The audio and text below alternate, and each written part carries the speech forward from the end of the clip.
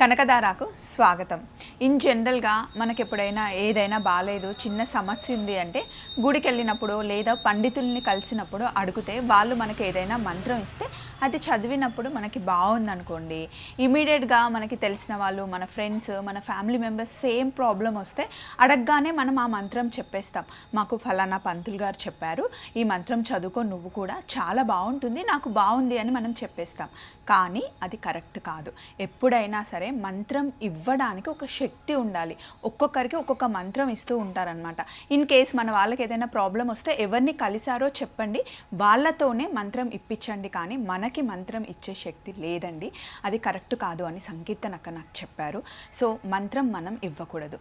ఎవరు ఇవ్వాలో వాళ్ళు ఇస్తేనే మంత్రం బాగా పనిచేస్తుంది. ఒకవేళ మంత్రం వాళ్ళు తప్పుగా పఠిస్తే ఆ దోషం మనకు వస్తుందన్నమాట.